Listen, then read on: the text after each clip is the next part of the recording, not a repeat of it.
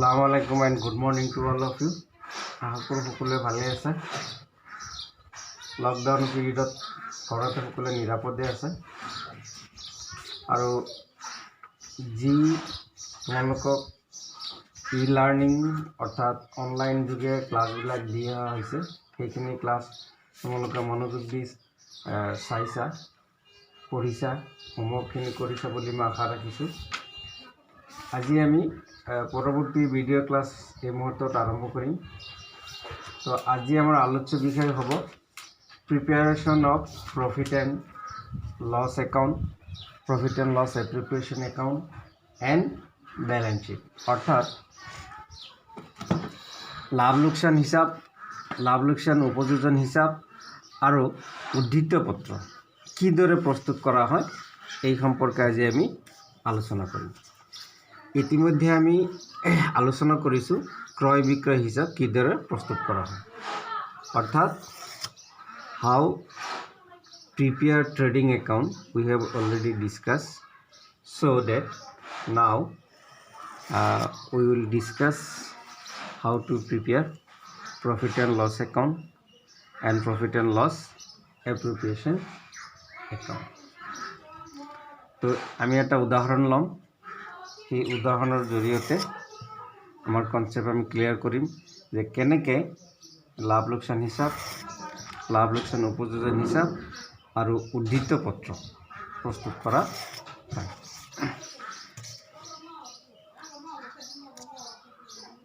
এতিয়া সেই এক্সাম্পলটো আমি ল'বলৈ যদি লওঁ, আমি যিকোনো কিতাপৰ এক্সাম্পল ল'ব পাৰোঁ বা নিজেও এক্সাম্পল আমি প্ৰস্তুত কৰি বা নিজে অন মেকিং কৰিও আমি প্ৰিপেয়াৰ কৰিব পাৰোঁ।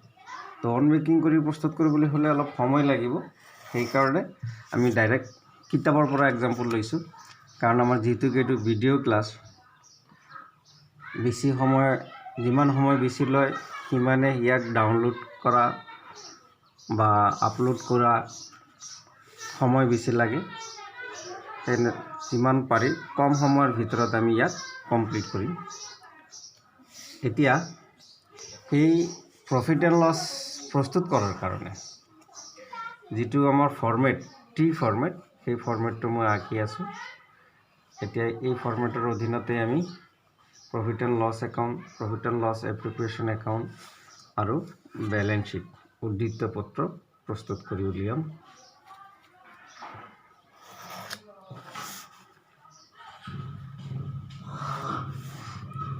সেইকাৰণে মই তিনিটা একেলগে দি লৈছোঁ। এতিয়া চোৱা, এক্সাম্পল আমি লৈছোঁ কিতাপৰ পৰা। ইয়াতে দিয়া আছে অমল এণ্ড বিমল নামৰ এটা অংশীদাৰী ব্যৱসায় প্ৰতিষ্ঠানৰ উদ্ধৃত্ত মিলন পত্ৰ দিয়া আছে 31 মাৰ্চ 2017। গতিকে ইয়াতে মই লিখি আছোঁ in the books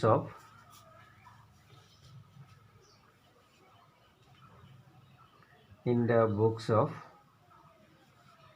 Amal and Bimal, profit and loss account for the year ended as on 31st March 2017. Debit side particular, এমাউণ্টৰ ঘৰ পাৰ্টিকুলাৰ, এমাউণ্ট ক্ৰেডিট সাইড। তো debit side to, credit side by. তথ্য দিয়া আছে যে উদ্ধৃত্ত মিলন পত্ৰ, সেই উদ্ধৃত্ত মিলন পত্ৰৰ পৰা আমি এই লাভ লোকচান হিচাপ প্ৰস্তুত কৰিবলৈ লৈছোঁ। তো তথ্যমতে দিয়া আছে plant and machinery, goodwill, sundry, stock, salaries দিয়া আছে, চেলাৰিজ ইয়াত পৰোক্ষ ব্যয়সমূহ অন্তৰ্ভুক্ত কৰা হয়। তাৰে প্ৰথম আছে চেলাৰিজ আছে 7,000।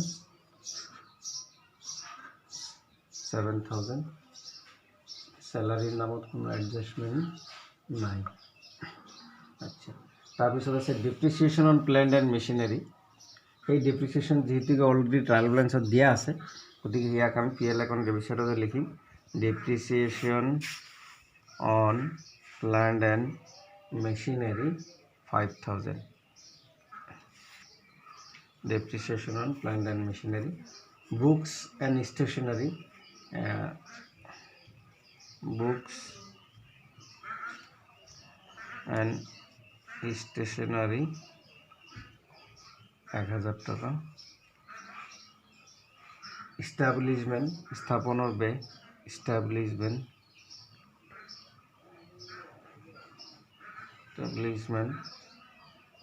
বাবদ ব্যয় হৈছে 2,000 টাকা। তাৰপিছত আছে তোমাৰ investment cash in hand drawing write off 1,000 as bad debt and provide 5% on the remaining debtors for doubtful debts. গতিকে bad debts আছে bad debts right of 1,000 bad debts গতিকে bad debts 1,000 টাকা। এই bad debts 1,000 টাকা কাটাৰ পিছত যিখিনি থাকিব তাৰ ওপৰত আকৌ 5% প্ৰভিজন ৰাখিব দিছে ৰিমেইনিং ডেটাৰ্ছৰ ওপৰত। তো সান্ড্ৰি ডেটাৰ্ছ আছে 31,000 অৰ্থাৎ সান্ড্ৰি ডেটাৰ্ছ 31,000 আছে। ইয়াৰ পৰা লেছ বেড ডেপ্টছ 1,000 টাকা বেড ডেপ্টছ হৈছে 1,000 টাকা উদ্ধাৰ কৰিব পৰা নাযায়, বাদ দিলোঁ। থাকিল যিমান 30,000, এইখিনি হ'ল গুড ডেপ্ট। ইয়াৰ ওপৰতো আকৌ আছে সন্দেহ আছে, সেইকাৰণে 5% প্ৰভিজন কৰিছে। Less provision for bad debts at the rate of 5%, গতিকে 5% হ'লে 1,500 টকা হ'ব, অৰ্থাৎ এতিয়া থাকিব 28,500 টকা। এইখিনিৰ ওপৰত আৰু কোনো সন্দেহ নাই। তো আমি বেড ডেপ্টছ পালোঁ 1,000 আৰু প্ৰভিজন ফৰ বেড ডেপ্টছ পালোঁ আমি 1,500 টকা। তাৰপিছত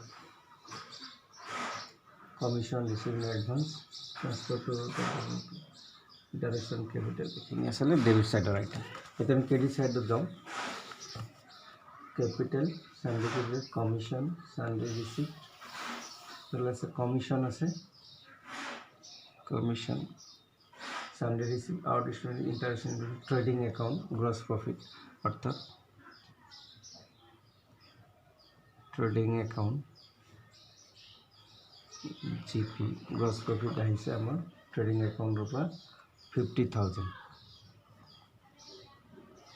50,000 টকা।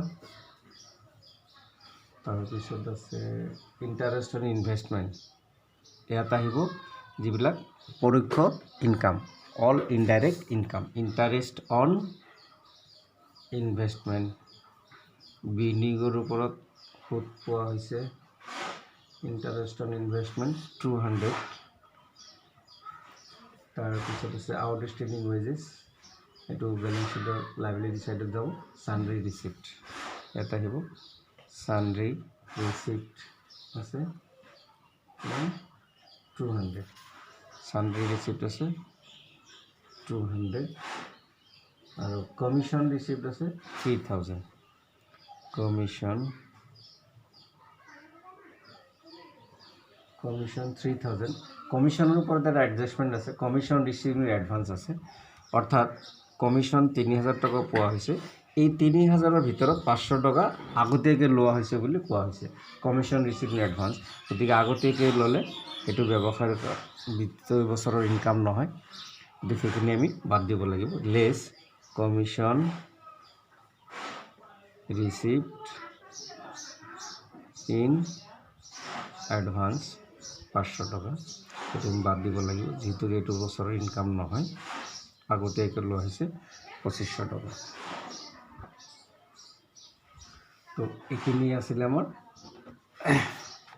এইখিনি যদি আমি যোগ কৰোঁ দেখা পাম 50,000 52,900 52,900 52,900 এইখিনি হৈছে ব্যৱসায় প্ৰতিষ্ঠানটোৰ ইনকাম। ট্ৰেডিং একাউণ্টৰ লাভ আহিছে, ইণ্টাৰেষ্ট ইনভেষ্টমেণ্ট পোৱা হৈছে, চাণ্ড্ৰি ৰিচিপ্ট পাইছে, কমিশ্যন পোৱা হৈছিলে, গোটেইখিনি মিলি ব্যৱসায়টোৰ মুঠ ইনকাম হৈছে 52,900 টকা। এতিয়া সেই আয়ৰ পৰা খৰচ কি হ'ল দেখা গৈছে। এইখিনি খৰচ হৈছে দৰমহাৰ নামত, কিতাপ কিনিছে, স্থাপনৰ খৰচ, বেড ডেপছ বা ডিপ্ৰিচিয়েশ্যন, গোটেইখিনি মিলি কিমান ব্যয় হৈছে 7 5 12 13 2 15 1 16 17,500 টাকা।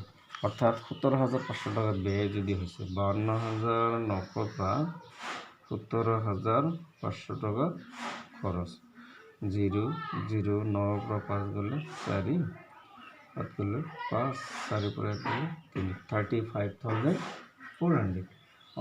অৰ্থাৎ ব্যৱসায় প্ৰতিষ্ঠানটোৰ লাভ হৈছে, এইটো আমি লিখিম profit and loss account debit to profit and loss appropriation account, অৰ্থাৎ নেট প্ৰফিট 35,400। এই হ'ল আমাৰ লাভ লোকচান হিচাপৰ জৰিয়তে আমি ব্যৱসায় প্ৰতিষ্ঠানটোৰ প্ৰকৃত লাভ মানে নেট প্ৰফিট কিমান আমি নিৰূপণ কৰিলোঁ। এতিয়া সেই লাভখিনি অংশীদাৰসকলৰ মাজত বিতৰণ কৰা হ'ব, ডিভিজন কৰা হ'ব, এপ্ৰিপ্ৰিয়েশ্যন কৰা হ'ব। তাৰ কাৰণে আৰু এটা হিচাপ প্ৰস্তুত কৰিব লাগে।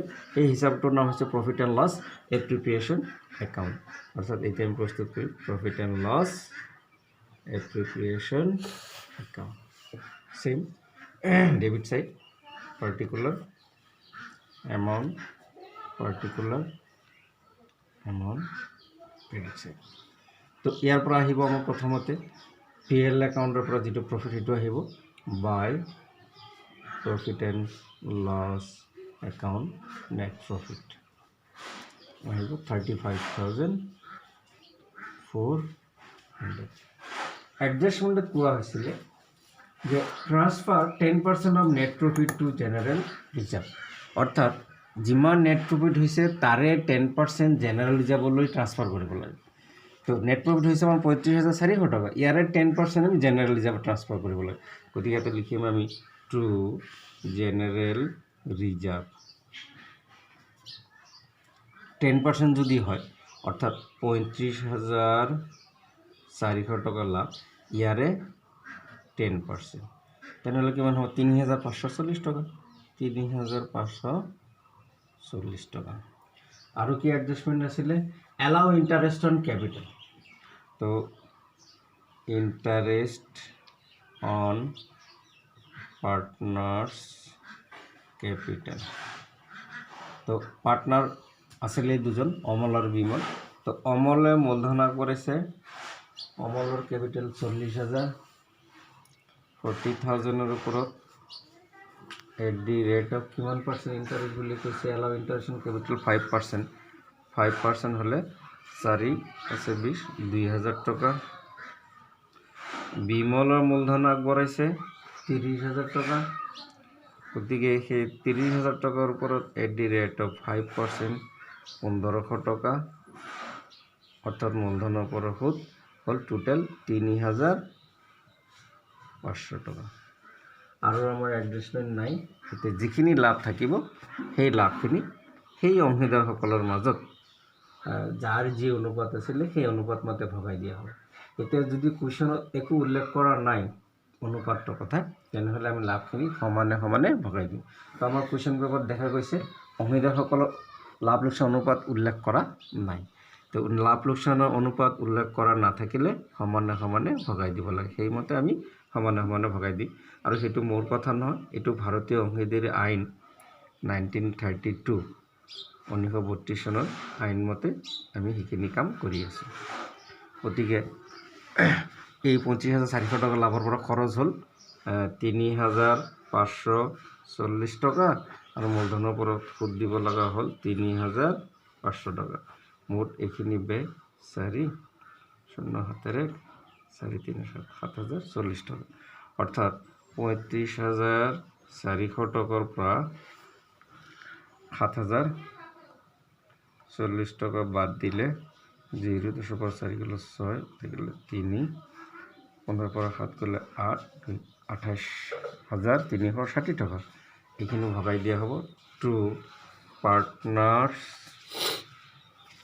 কেপিটেল একাউণ্ট তো পাৰ্টনাৰ কোন এ মানে অমল আৰু বিমল তো অমলে পাব এই 28,360 টকাৰ আধা 14,360 আধা হ'ব 180 আচ্ছা অর্থাৎ 14,180 টাকা তো অমলে পাব এই 28,360 আধা অর্থাৎ 14,180 ঠিক তেনেকৈ বিমলো পাব 28,360 আধা এই কাৰণে আধা মানে সমান সমান এই কাৰণে লাভ লোকচান অনুপাতটো উল্লেখ কৰা নাই উল্লেখ কৰা নাথাকিলেই সমানে ভগাই ল'ব লাগে এই হ'ল profit and loss appropriation account লাভ লোকচান বিতৰণ হিচাপ তো লাভ লোকচান বিতৰণ হিচাপ এইকাৰণে প্ৰস্তুত কৰা হয় যে অংশীদাৰসকলৰ মাজত লাভ কেনেকৈ ভগাই দিয়া হ'ব সেই ভগাই দিয়াৰ উদ্দেশ্যে এইটো হিচাপ প্ৰস্তুত কৰা হয় এতিয়া আমি প্ৰস্তুত কৰিম বেলেঞ্চ শ্বীট অৰ্থাৎ বছৰৰ শেষত সেই ব্যৱসায় প্ৰতিষ্ঠানটোৰ বিত্তীয় অৱস্থা কেনেকুৱা তাক জানিবৰ কাৰণে উদ্ধৃত পত্ৰ সাধাৰণতে প্ৰস্তুত কৰা হয় বেলেঞ্চ শ্বীট তো এইটো হ'ল লাইবিলিটি সাইড এইটো হ'ল এছেট সাইড তো সম্পত্তি ট্ৰায়েল বেলেঞ্চৰ ডেবিট সাইডত থাকিব তো ট্ৰায়েল বেলেঞ্চৰ ডেবিট সাইডত যিখিনি সম্পত্তি আছে আমি দেখা পাই আছোঁ প্লেণ্ট এণ্ড মেচিনাৰী আছে আমি লিখিম প্লেণ্ট এণ্ড মেচিনাৰী 50,000 টকা আছে 50,000 টকা তো প্লেণ্ট এণ্ড মেচিনাৰীৰ পৰা ডেপ্ৰিচিয়েশ্যনো আছে কিন্তু এই ডেপ্ৰিচিয়েশ্যনটো ইয়াৰ পৰা মাইনাছ নহয় এইকাৰণে নহয় ডেপ্ৰিচিয়েশ্যন ট্ৰায়েল বেলেঞ্চৰ ভিতৰত আছে তো ট্ৰায়েল বেলেঞ্চৰ ভিতৰত থকা অৱক্ষয় সম্পত্তিৰ পৰা মাইনাছ কৰিব নালাগে কিন্তু একেটাই ডেপ্ৰিচিয়েশ্যন আউট অফ ট্ৰায়েল বেলেঞ্চ থাকিলেহেঁতেন অৰ্থাৎ বেলেঞ্চ শ্বীটৰ বাহিৰত উদ্ধৃত মিলন পত্ৰৰ বাহিৰত থাকিলেহেঁতেন অৰ্থাৎ এডজাষ্টমেণ্টত থাকিলেহেঁতেন তেনেহ'লে এই প্লেণ্ট এণ্ড মেচিনাৰীৰ পৰা অৱক্ষয় আমি বাদ দি দেখুৱালোহেঁতেন তো গুডউইল আছে 5,000 গুডউইল 5,000 টকা সান্ড্ৰি ডেটৰ্ছ তো সান্ড্ৰি ডেটৰ্ছ কেলকুলেশ্যন অলৰেডি মই কৰি থৈ দিছোঁ ৱৰ্কিং নোট গতিকে মই ডাইৰেক্ট এতিয়া লিখিম সান্ড্ৰি ডেটৰ্ছ 28,500 টকা সান্ড্ৰি ডেটৰ্ছ অলৰেডি মই আগতে ৱৰ্কিং নোটত দি থৈ দিছোঁ সান্ড্ৰি ডেটৰ্ছ 28,500 টকা তাৰপিছত ষ্টক অৰ্থাৎ বছৰৰ যিটো সামৰণি ষ্টক 31/3/2017 20,000 টকা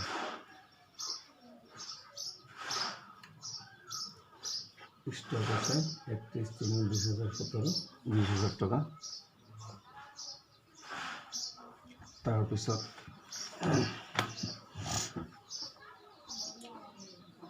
salaries depreciation investment আছে বিনিয়োগ আছে ইনভেষ্টমেন্ট 10,000 টকা ইনভেষ্টমেন্ট ক্যাশ ইন হ্যান্ড আছে ক্যাশ ইন হ্যান্ড আছে 1,000 টকা আৰু এডজাষ্টমেণ্টৰ পৰা আহিব লগা আছে commission receive advance to liability transfer to transaction liability asset সাইডত এইখিনি আছিলে মোৰ তো 5,000 50,000 এইখিনি আছিলে আমাৰ সম্পত্তি এতিয়া আমি লাইবিলিটি সাইডত যদি যাওঁ দেনাৰ পক্ষ তো দেনাৰ পক্ষ সাধাৰণতে আমি কোন ফালৰ পৰা আহিব মানে ট্ৰায়েল বেলেঞ্চৰ ক্ৰেডিট সাইডৰ পৰা তো ট্ৰায়েল বেলেঞ্চৰ ক্ৰেডিট সাইডত আছে কেপিটেল এইটো হ'ল অমলৰ কেপিটেল অমলৰ মূলধন আছিলে 40,000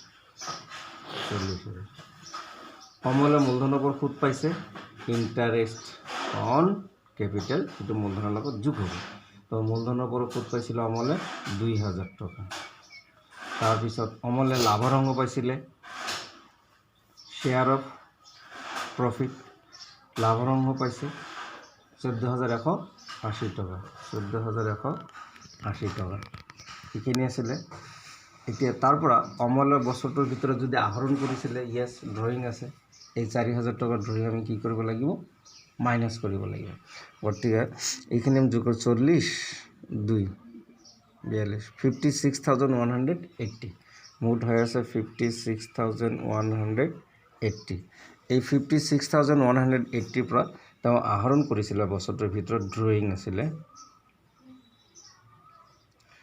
আহৰণ কৰিছিলে অমলে 4,000 টকা গতিকে 4,000 টকা আমি ইয়াৰ পৰা মাইনাছ কৰিব লাগিব মাইনাছ কৰিলে থাকিব 56,000 পৰা 4,000 টকা গ'লে 52,180 ঠিক তেনেকৈ আমি বিমলৰ কেলকুলেশ্যন কৰিব লাগিব তো আমি ইচ্ছা কৰিলে বিমলৰটো ইয়াতে অৰ্কি নোটতো দেখাই দিব পাৰিম অৰ্কি নোটত দেখাই দিম এইকাৰণে ইয়াতে স্পেচ কম আছে তো বিমলৰ মূলধন 30,000 টকা তো বিমলৰ মূলধন 30,000 টকা আগবঢ়াইছিলে প্লাছ ইয়াৰ ওপৰত তেখেতে ইণ্টাৰেষ্ট পাইছে 1,500 টকা প্লাছ প্ৰফিট পাইছে লাভৰ অংশ পাইছে 14,180 টকা এইখিনি আমি যোগ কৰিলে 0 8 6 5 4 45,680 এইখিনি হ'ল বিমলৰ আচ্ছা আমি পাইছিলোঁ 45,680 ঠিকে আছে তো ইয়াৰ পৰা বিমলে ড্ৰয়িং কৰিছিলে আহৰণ কৰিছিলে বিমলৰ আহৰণ আছিলে 2,000 টকা অৰ্থাৎ এই 2,000 টকাৰ আহৰণ যদি আমি বাদ দিলে থাকিব 0 8 6 5 পৰা 2 গ'লে 3 4 43,680 অৰ্থাৎ এইখিনি কাম আমি একেবাৰে দেখাই দিব পাৰিম বিমলৰ 43,680 তাৰপিছত আমি লিখিম আৰু কি আছে ইয়াতে চালে গম পাম সান্ড্ৰি ক্ৰেডিটৰ্ছ আছে সান্ড্ৰি ক্ৰেডিটৰ্ছ আছে কিমান 10,000 সান্ড্ৰি ক্ৰেডিটৰ্ছ আছে 10,000 তাৰপিছত কমিশ্যন ৰিচিভ ইন এডভান্স আছিলে চাবা এডজাষ্টমেণ্টত কমিশ্যন ৰিচিভ ইন এডভান্স আমি লিখিছিলোঁ তো কমিশ্যন ৰিচিভ ইন এডভান্সটো হ'ল লাইবিলিটি গতিকে সেইটো আহিব কমিশ্যন ৰিচিভ ইন এডভান্স আছিলে 500 তাৰপিছত চেলাৰী ৰিচিভ আউটষ্টেণ্ডিং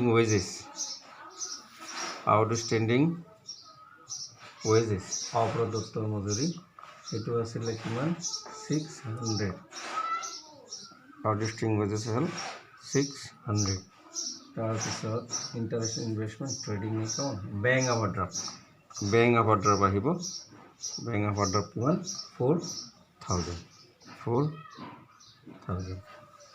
ইয়াৰ একটা গ'ল এইটো লিখিছোঁ কমিশ্যন লিখিছোঁ ট্ৰান্সফাৰ টু জেনেৰেল ৰিজাৰ্ভ এইটো ইয়াতে লিখিব লাগিব স্পেচ খুব কম হৈ গ'ল মোৰ তথাপি মই সংক্ষেপে লিখি দিছোঁ জেনেৰেল ৰিজাৰ্ভ অলৰেডি আমি ট্ৰান্সফাৰ কৰিছিলোঁ জেনেৰেল ৰিজাৰ্ভত কিমান 3,540 টকা 3,540 টকা এতিয়া এই সম্পত্তি আৰু দেনা দুটা পক্ষত যোগ কৰিলে সমান হ'ব তো সম্পত্তি আৰু দেনা দুটা পক্ষত যোগ কৰিলে সমান হ'ব আৰু সমান হ'বই লাগিব যদি সমান নহয় তেনেহ'লে আমি বুজিব লাগিব আমাৰ ক'ৰবাত নহয় ক'ৰবাত ভুল হৈছে তো এই দুটা পক্ষত যোগ কৰিলে আমি পাম 50 55 যদি পাওঁ 500 0 0 5 500 5 8 13 একে 14 4 হাতেৰে 6 দিয়ে 8 দিয়ে 10 একে 11 1,14,500 1,14,500 গতিকে এইটো পক্ষ যোগ কৰিলেও আমি 1,14,500 টকা পাম এই হৈছে উদ্বৃত্ত মিলন পত্ৰ প্ৰস্তুত কৰা তো তোমালোকে চালা একেলগে আমি profit and loss account application আৰু বেলেঞ্চ শ্বীট প্ৰস্তুত কৰিলোঁ তো এইখিনিত যদি কাৰোবাৰ কিবা মানে অলপ বুজাত অসুবিধা হৈছে কিবা কনফিউজ হৈছে কিছু সমস্যা হৈছে গতিকে ভিডিঅ'টো চাই উঠি তোমালোকে মোক আভাৰ টেলিফোনত কনচেপ্ট ক্লিয়াৰ কৰি লোৱা বুলি আশা ৰাখিলোঁ আমি পৰৱৰ্তী আজি এটা ইলাষ্ট্ৰেশ্যন আলোচনা কৰিলোঁ নেক্সট ক্লাছত আৰু হয়তো এটা দুটা আমি আলোচনা কৰিম গতিকে তোমালোকে ঘৰত চেমিৰামৰ পৰা ইলাষ্ট্ৰেশ্যন আমি যিটো আজি আলোচনা কৰিলোঁ হয়তো ইলাষ্ট্ৰেশ্যন 9 আলোচনা কৰিলোঁ ইলাষ্ট্ৰেশ্যন 10, 11, 12 এনেকৈ বহুতকেইটা ইলাষ্ট্ৰেশ্যন দিয়া আছে। যিমান দূৰ পাৰা যিমান বেছি প্ৰেক্টিছ কৰিব লাগে প্ৰেক্টিছ কৰিবা। আৰু তোমালোকক কেইটামান প্ৰেক্টিছ কৰাৰ পিছত মই হোমৱৰ্ক দিম ইয়াৰ ওপৰত। আজি নিদিওঁ, এইকাৰণে আজি হোমৱৰ্ক নিদিওঁ কাৰণ জাষ্ট আৰম্ভহে কৰিছোঁ প্ৰফিট এণ্ড লছ প্ৰিপেৰেশ্যন এখন। 2-4টা তোমালোকে ইলাষ্ট্ৰেশ্যন প্ৰেক্টিছ কৰা, তাৰপিছত মই ইয়াৰ ওপৰত হোমৱৰ্ক দিবলৈ আৰম্ভ কৰিম। তো আশা ৰাখিছোঁ তোমালোকে মন দি শুনিবা, পঢ়িবা। এইখিনিতে আজি সমাপ্ত কৰিলোঁ। ধন্যবাদ।